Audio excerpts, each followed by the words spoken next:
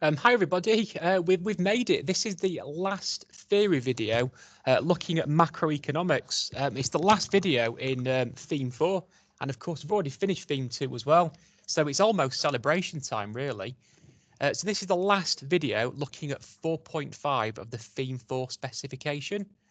Now what we're trying to cover in this theory video is everything you can see on your slide here, and it's a continuation of 4.5 looking at the role of the state in the global economy. So we've looked at 3 videos so far.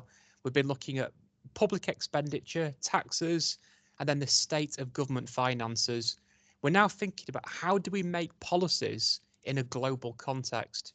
So because of globalization, how will that impact on the policies that we introduce in our economy to achieve our macroeconomic objectives?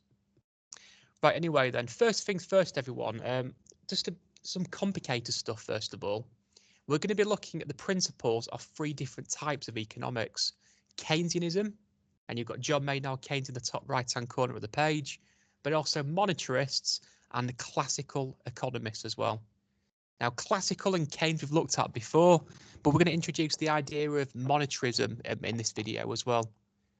Right, now anyway, let's think first of all about what Keynes is all about. Now, Keynes is all about government intervention to stimulate aggregate demand when the economy is in a recession. So Keynesian economists are really in favour of using expansionary fiscal policy in a recession.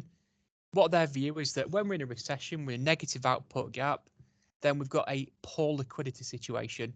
There's lack of finance in the system, and that holds back economic growth. So what we've got to do is to increase government spending and reduce taxes to get the economy moving in the right direction. Now, we've looked in a previous video at the crowding out argument, and this is something that economists called monetarists are really sort of keen to explain to people, that when governments expand budget deficits too much, it can crowd out private investment. And hopefully what you remember is resource crowding out, but also financial crowding out. So Keynes would say complete nonsense.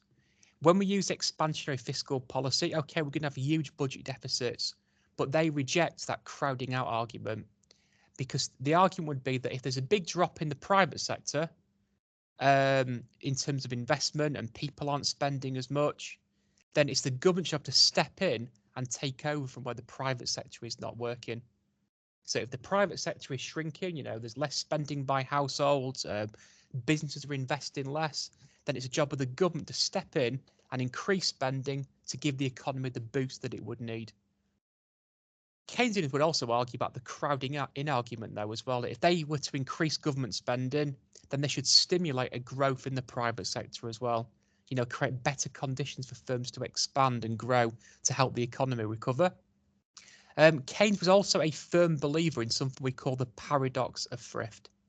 Now, the idea would be that in a recession, or when we're moving towards recession, due to poor animal spirits, many people that can afford to would start to save more money. So they're going to reduce their consumption. Now, this is a really rational decision to make, because what you're worried about is that if your income's going to fall in the future, you've got to save more money now. But ironically, what that will then do is it almost becomes a self-fulfilling prophecy. If people start saving more, then that would lead to lower consumption and bring in aggregate demand and therefore GDP. So Keynes again would say we're going to increase government spending, lower taxes to get the economy moving back in the right direction. Now, Keynes also believed in the theory of wage rigidity, and that is the idea of sticky wage rates.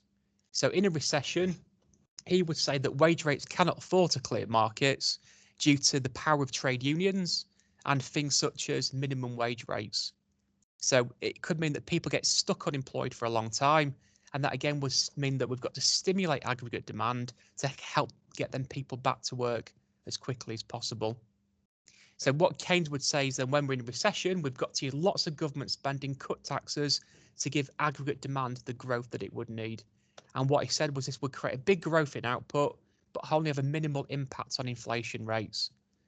You can also link this to the multiplier effect. So Keynes believed that if you were to stimulate a growth in GDP, it will then create big ripple effects across the economy.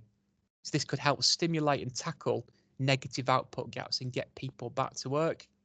So out of that trade-off between unemployment and inflation on the Phillips curve, Keynes was saying the biggest evil is unemployment. We've got to get people back to work. Inflation, we've got to keep it low, fair enough, but unemployment is the most important macro target to focus on, getting people back to work as quickly as possible. Now, we've got here monetarism and Keynesianism. Now, monetarists were a bit more negative, really, in their view about the importance of fiscal policy to stimulate economic growth. Monetarists, a bit like classical economists, believe that wages are flexible.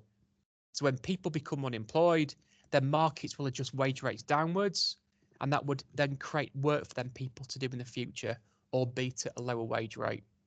Now, monetarists, unlike Keynes, would say that controlling inflation is the most important macroeconomic target. If you keep inflation low and stable, it will support macro stability, and that is the best way of supporting long-run economic growth. So monetarists, everyone, their key theory is we've got to keep inflation under control. So don't expand money supply too much to keep inflation low and stable in the economy. An advocate of this was Milton Friedman, and Margaret Thatcher in the 1980s in Britain was a keen advocate of monetarism. If you keep inflation low, it will support stable economic growth going into the future. Now, just to bring in the idea of classical economics, though, as well. Now, remember, classical economists are firm believers in the workings of the free market economy. So this is the idea that when you've got excess demand or excess supply in markets, then markets will adjust to ensure that we get back to equilibrium point. Now, a lot of this theory here we can explain better by looking at these different diagrams, the long-run aggregate supply curves. Now, in a Keynesian world, Keynes would argue that the potential output is possible. That's on the vertical part of the long-run aggregate supply curve, but it's not likely. So the idea being the economy can get stuck at an equilibrium point below potential output. And that is because of things such as sticky wages. So Keynes would say you've got to stimulate aggregate demand when you're in a negative output gap. A classical economist will say that's nonsense. And that is because when the economy is below potential output, markets will adjust prices downwards to make sure that markets are getting clear. So in a classical world, we've got a vertical long-run aggregate supply curve. In the long run, we will always achieve the potential output. Wage rates will adjust downwards to ensure that people do get jobs again in the future. Okay, so Keynes would say we've got to stimulate aggregate demand through expansionary fiscal policy. Classical economists would say, no, you don't. The problem will fix itself by prices adjusting to clear markets across the economy. So look at this. This kind of backs up the point that I was saying before. Keynesian economists would want to stimulate aggregate demand through expansionary fiscal policy to get the economy moving back in the right direction again. Classical economists would say we don't need to do this because the economy will move automatically back to potential output without the need for intervention from the government. Right, what I would now like to do, please, is to take stock of what we've just done. So if you can put down this question, put down your answer, and when you're comfortable, carry on with the rest of the video, please. So hit pause now, write down your answer, and when you're comfortable, hit play, and we'll carry on. Right, what we're now going to be thinking about in this next part of the video is how we can improve macroeconomic performance. So how can we better achieve our macroeconomic targets? Now, what we did in the previous videos, we were looking at the state of the government finances. And we were thinking, what can we do to tackle budget deficits and therefore tackle national debt? Now, you've got here two different policies that you could go for. We could use fiscal austerity. Well, in Britain, for example, after the financial crash, we tried to reduce fiscal deficits by reducing government spending. So reducing things such as transfer payments to households, reducing current expenditure. And there also was some small increases in taxes as well. So the idea would be that, you know, if you're spending more than what you earn, you've got to rein in the finances, reduce government spending and or raise taxes. But it's a very, very difficult thing to do, fiscal austerity. And you've got here some problems of using this approach. So if you were to lower government spending and or raise taxes, well, first of all, you're going to reduce disposable incomes for households. So if you were to reduce transfer payments, that's going to have a significant impact on poverty and inequality. You're taking away the incomes of the poorest people in society. That could chuck more people into absolute and relative poverty, and it will mean that your Lorenz curve will shift outwards. So you're going to have a more unequal society. Another problem is that we've got to remember that government spending is an injection into the circular flow, and taxes are a withdrawal. So if you were to raise taxes and cut government spending, then it would lead to aggregate demand moving inwards. And if AD moves inwards, that would lead to lower economic growth, and it would cost people their jobs as well. Okay, now you can actually, not only will it lead to growth and more employment, that could lead to the need for more government spending to pay for benefits for the people that are now out of work. We're going to have less tax revenue from the people that are now out of work as well. So it might not actually improve government finances at all. You've also got to think about the long run impacts of this though as well. That if we're going to be cutting budgets for the public sector, so this could be smaller budgets towards healthcare, education, etc., less spending on capital upgrades, then what it will mean is the quality of human capital and physical capital, so road networks, etc., will become of lower quality. Well, that could lead to more immobility of labour. It could lower international competitiveness, and it could lead to firms ultimately pulling the plug on investments in the UK if they can get better infrastructure, better human capital overseas. So fiscal austerity, you've got to be really, really careful with the way that you do this. Now, you might argue a better policy to fix these problems is to do nothing at all. So the idea would be if you were to wait for a negative output gap to end, then if we move into a period of positive output gap, there will automatically be an increase in government spend in taxes because more people are working, paying more income tax. You've got more people spending, which is more VAT, and you've got more businesses making profits of paying more corporate taxes. You'd also have lower need for welfare benefits. So the idea would be if you move into a period of economic growth, then these automatic stabilizers will mean that budget deficits will automatically start to fall. Now, a problem with this, though, is that is assuming that the only reason for a budget deficit is a cyclical budget deficit. Well, what we know is in Britain that even in periods of economic growth, our country runs with budget deficits. Well, that means that we've got structural budget deficits, and that would therefore mean that doing nothing cannot be the only policy. So that almost makes fiscal potential, if you like, to reduce national debt long term. Right, next one. How do we tackle poverty and inequality? Now, hopefully what you remember is that poverty can be absolute or relative. So absolute would be where you cannot afford the most basic essentials for survival. Relative poverty is where you earn 50% or less of median income. Now, what we could do here, we could use fiscal policy. So to tackle poverty and inequality, we could use progressive taxes.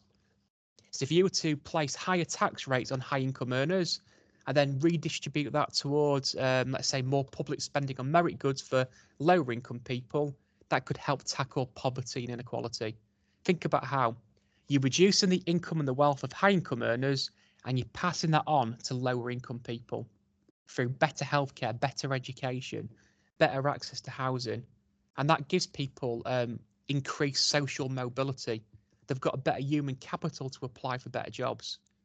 The fitter, the healthier, they've got better skills, which means that they can apply for better paid work and therefore escape poverty. We can also raise welfare support, increase benefit payments to households. So again, that will help more people escape poverty. They can buy more food. They can maybe buy better housing, etc. as well. And what we could also do, that we could introduce or increase minimum wage rates. So reduce, increase the take-home pay for people on low incomes through raising wage rates. Well, that could be a way of ensuring that people can afford to meet basic wants and needs. We could also place a maximum wage on high-income earners, and that would help reduce that gap between high-income earners and low-income earners. We've got to be a bit careful, though, here as well. You've got problems such as the Laffer curve. If you raise tax rates too high, you reduce that incentive to work. And if you were to do that, that could actually lead to lower tax revenue, which is what the Laffer curve shows us. It can also lead to the crowding out argument, though, as well. If you were to make taxes too high, you're taking away the incentive to invest. You're also taking away that incentive to work hard if you're giving people too high a welfare benefit package. So if you make benefits too high, where's the incentive to go out and work? And that also could create, therefore, moral hazard as well. Right, next one. Now, this one's a bit more complicated again. Now, you've got here interest rates, money supply, and inflation. And we're going to be linking this to the different economists as well. So classical economists, monetarists, and Keynesian economists. Now, first of all, you've got this formula, M times V equals P times Y. Now, M is the money supply. That is the quantity of money in the economy. V is the velocity, which that money will exchange hands or move from one person to another. You've then got P, which is price levels, that's measuring inflation, and you've got Y, which is the number of transactions that take place in the economy. Now, the assumption would be that V and Y tend to remain fairly static over time. So, how quickly money goes around the economy and how many transactions people make with money is fairly static. This will therefore mean that when you increase money supply, it will have a direct impact on price levels in the economy. Right, now think about what that means then. Classical economists would assume that if you were to expand the supply of money, it's going to have a really, really big impact on inflation. Now look at the diagram in the top right-hand corner. Now classical, we've got a vertical long-run aggregate supply. So if we increase aggregate demand, all it's going to do is to create a boatload of inflation. So what classical economists would say is if you expand money supply through quantitative easing, all it's going to do is to create lots and lots of inflation. You expand money supply, it's going to have a direct impact on price levels in the economy. Now, what I would say, though, is that monetarists do differ a little bit.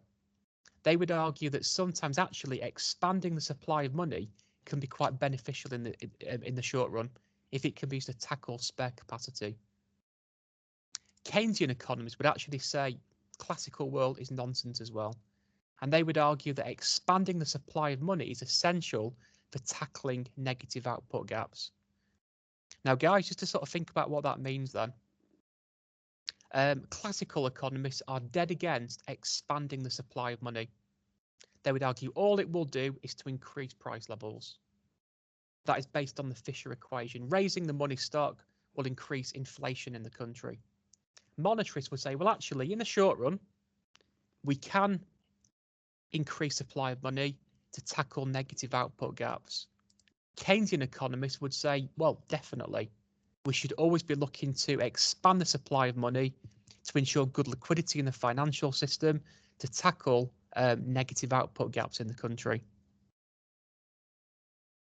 Right, final thing linked to policies, everyone. We've got here international competitiveness.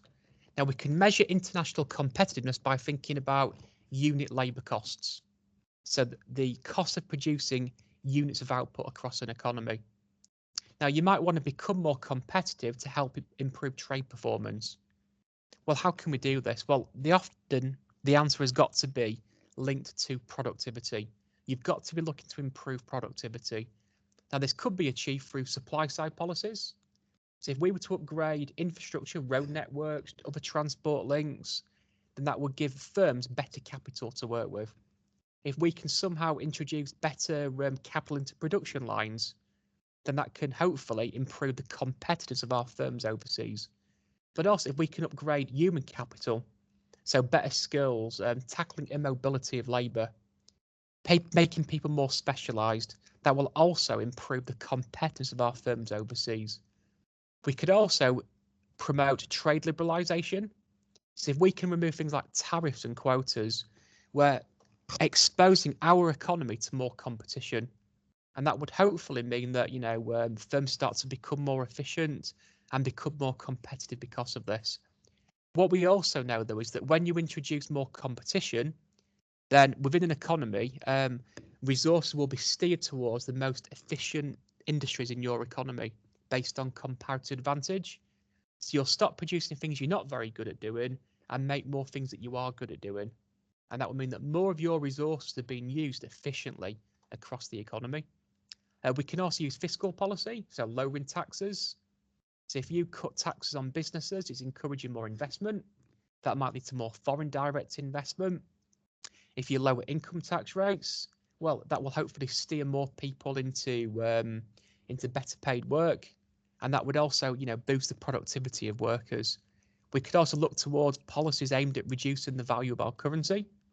Lower interest rates, for example, expanding the supply of money. If your currency becomes weaker, then you should be thinking about WIPDEC. Imports dearer, exports cheaper. That can also, therefore, improve your competitiveness. Right, guys, I've chucked at you there a heck of a lot of theory. What I'd now like to do is to think about policies that you would use to reduce national debt, policies that you think are really, really effective at tackling poverty and inequality, policies that could be used to tackle negative output gaps, and then policies that could be used to improve our international competitiveness. So if you can hit pause here, please put down your answers. And when you've done that, hit play, and we'll look at the rest of this video. So hit pause now, please. Right, welcome back. Now, this next part of the video is looking at something that we call external shocks. Now, what we know is due to globalization, the economies are very integrated. They are interdependent on each other. Well, that therefore means that when problems happen in other countries across the world, it will have big impacts on your economy. Well, that therefore means that your policies to support macro stability have got to be implemented in a view of what is happening across the world. So to give you a few examples, everyone, in 2008, we had the financial crash. Well, that started in America, but then it quickly spread to create big impacts on other economies across the world. So the big crash in 2008 in America created a recession in the UK. We know that this year we've had the coronavirus problem. Well, that was a problem that started in China, which had big devastating impacts on our economy in Britain. You've also got changes in global commodity prices. So if suddenly there was a big growth in oil prices, that would have a big detrimental impact on the UK economy. You could even argue that Britain, through Brexit, has created a big external shock in the rest of the world. That impact on trading relations between Britain and the rest of the world can create bad impacts on other countries across the world because of that. Now look at this diagram here then. We're looking here at the impacts of a commodity external shock. So let's say, for example, there was a sudden spike in oil prices. Well, this would lead to a negative supply side shock in our economy. Now look what would happen. Imagine the economy started off at point E. Now at point E, the economy, based on its classical LRAS, is in long run equilibrium. Now what we know then is that if there was suddenly a big increase in oil prices, this would increase business costs. So the economy would now move to point F. So we've now got a negative output gap situation. Right, well the problem now though is as well that capital that requires oil to function properly, so vehicles, etc., now become more expensive to maintain and look after. Well, that could therefore mean that lots of that capital now becomes redundant, and that could lead to the LRAS being forced inwards to LRAS2. Now, this cycle then could be completed again when we move to point G. So the idea is, everyone, that when we have these commodity external shocks, it might not just lead to negative output gaps, it might also lead to the LRAS being forced inwards. Now, financial crisis did something very, very similar in Britain. When the financial crash started in America, it created big negative impacts on the British economy. So it led to AD moving inwards, but it also then created a credit crunch, which meant that investments became more difficult to make. And that did lead to an inward shift in our long-run aggregate supply as well. Now, because of that, we had to bail out the banks. We had to massively reduce interest rates, use quantitative easing, And then afterwards, we had to adopt fiscal austerity policies to deal with the debt that was built up in that external shock. Right, next thing, everyone, controlling global companies. Right, well, here's the thing. Multinational corporations are a key part of globalization. Now, you could argue that when you attract lots of foreign direct investment from multinational corporations, there are some huge benefits for your economy. When they invest in, it's going to create economic growth. If they produce in your economy, that's output. It creates an increase in GDP. They create jobs. They might upgrade infrastructure. So they create lots and lots of useful benefits for our economy. The problem is that governments often have got very limited control over these multinational corporations.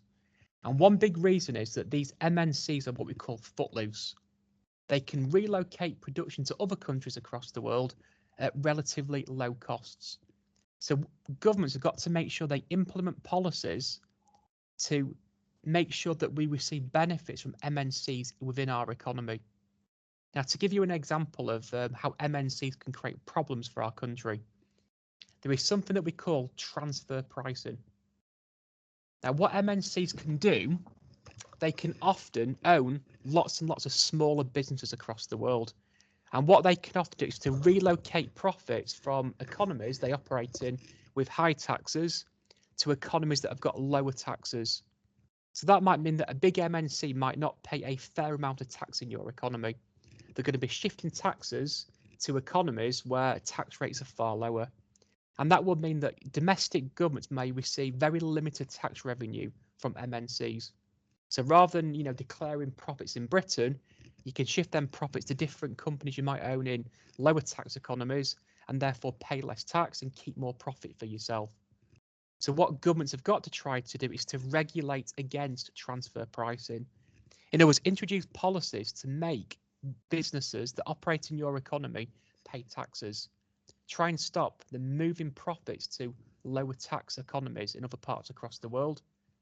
Now that can be a very difficult thing to do, because the danger is if you were to regulate too much against transfer pricing, there's a danger that these big multinational firms might simply shift production to another economy across the world. And if they do that, you'll lose all that investment that you've got from your economy. Now, you often find as well that what MNCs can do, they can create a race to the bottom. So in order to attract multinational corporations, economies might look to lower corporate tax rates. So they compete with other countries to get big firms to come to your economy. Now, that means that MNCs can almost play big economies against each other. For example, well, France is saying if we come to them, they'll give us a lower tax rate than what you're offering. If you want us to come to you, cut your tax rates. So we've got to try to avoid this race to the bottom thing as well. But again, that is very, very difficult to achieve. Right, now the next thing we need to mention here is something that we call direct controls. Now, we've mentioned these in lots and lots of places across the specification. All direct controls are it's forms of government intervention designed to control prices and the quantity of factors of production in marketplaces. Now, you've got here some examples that we've looked at across the 2 years of this course. We could, for example, have maximum prices. So what we could do, we could place maximum prices on things like food, utilities, education, and that will hopefully make these merit goods more affordable to more people. And if we were to do that, then that will hopefully tackle things like inequality and poverty. We can also bring in things like minimum wages to make sure that low-income people are earning sufficient wages to satisfy wants and needs. And that will create, or should I say, prevent people being exploited. Now, we can also use maximum prices in other areas. So financial markets, for example, we can limit interest rates on things like payday loans, again, to prevent people from being exploited. Now, we've got to be careful, though. Maximum and minimum prices can create either shortages or they can create excess supply. Now, how do they create shortages? Well, a maximum price is set below the equilibrium point, and that will often mean that demand would exceed supply. Well, that can create problems such as shortages in markets.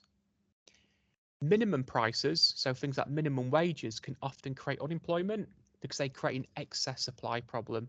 So governments can manipulate prices in markets to achieve other targets, but there are some problems associated with these. Right, guys, now again, I've chucked at you a heck of a lot of theory there, so I now want you to think about question 3. So again, put down these questions in your books, please. Put down your answers. So hit pause now, and when you put down your answers, hit play, and we'll look at the final part of this video. Right, now just to conclude, we've got to look at the problems facing policymakers in a global economy. Now, the two things you've got to be aware about is something that we call inaccurate information and something that we call risks and uncertainties. Now, inaccurate information. Now, because of external shocks and all these different things happening across the world, it's very difficult to make accurate policies. Governments often lack information to implement effective fiscal policy. Central banks often lack information to make effective monetary policy decisions. So when we make decisions in a global economy, there's so much uncertainty and such a lack of information available, it's quite difficult to make effective decisions. You've also got the final one, risks and uncertainties. There are so many uncertain things happening across the world, external shocks, etc. Again, it's very difficult when you introduce policies to factoring in all of these different things that could happen.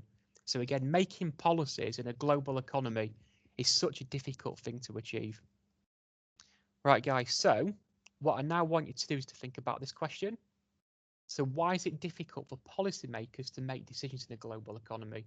So you must make reference to inaccurate information and risks and uncertainties. So hit pause now, please, and think about how you would answer this question. Right, guys, right at the end, I now want you to think about these key terms. So these are key terms that I've chucked at you across this video. It's really, really important that you understand what these different things are.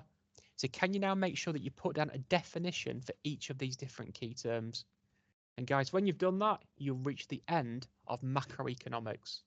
Thank you very much.